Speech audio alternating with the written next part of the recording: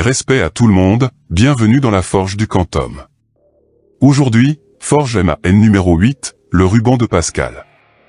Et on commence sans plus attendre par déterminer si 6 287 486 499 est divisible par 17. Bien entendu, la divisibilité sera dans la base décimale standard. Il faut commencer par fabriquer le ruban. La première méthode consiste à faire une division euclidienne classique.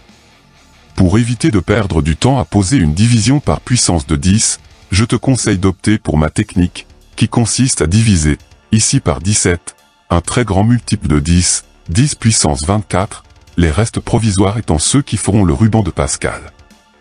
Petite démonstration pour que tu comprennes comment procéder. 10 puissance 0 étant égal à 1, tu vas sélectionner le 1 en mettant un petit arc de cercle rouge au-dessus de lui, et tu vas opérer comme dans une division euclidienne normale. Si tu ne sais plus faire, va sur le champ consulter la base numéro 6, le lien est dans la description de cette vidéo. Sinon, je vais aller assez vite, il va falloir me suivre. C'est parti. Dans un, combien de fois 17 ? 0 fois, que tu poses sous le 17. 0 fois 17 égale 0, que tu retranches au 1, ce qui donne un reste provisoire que tu entoures, en bleu. Tu as le premier reste de ton ruban. Maintenant, abaissement du 0 et belote. Dans 10, combien de fois 17 ? 0 fois, que tu poses sous le 17, à droite du premier 0. 0 fois 17 égale 0, que tu retranches au 10, ce qui donne 10, reste provisoire que tu entoures, en bleu. Tu as le second reste de ton ruban. Abaissement du 0, et rebelote. Seulement, cette technique de division euclidienne est très chronophage, et prend énormément d'espace sur ta feuille de brouillon, surtout pour les diviseurs à la fois nombre premier et supérieur à 10. Attention, la moindre erreur de calcul, générée par un manque ponctuel d'attention, faussera tout. Pour éviter de perdre patience dans ta mélasse mathématique, il faut travailler intelligemment.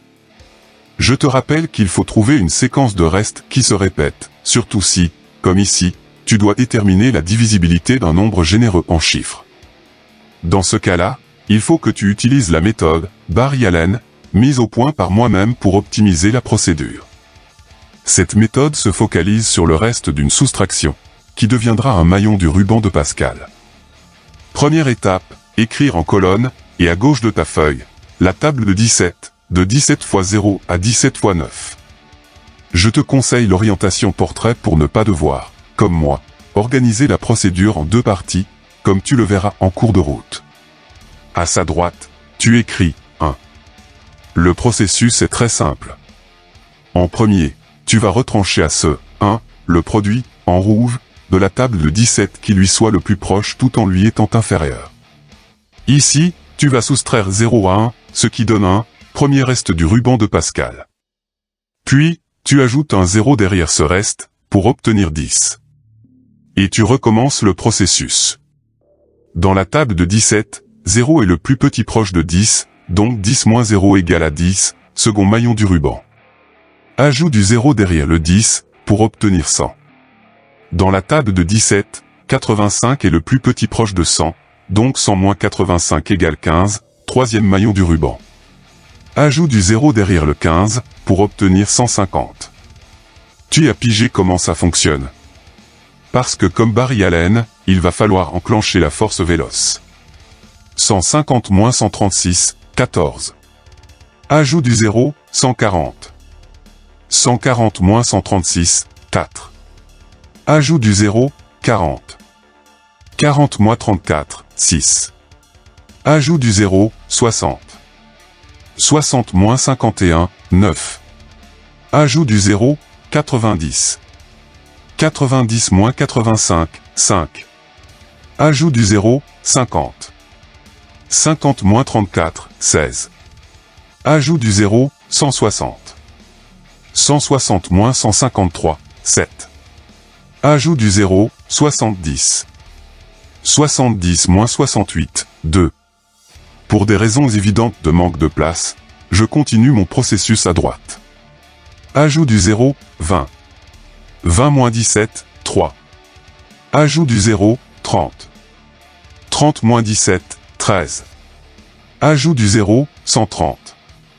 130 moins 119, 11. Ajout du 0, 110.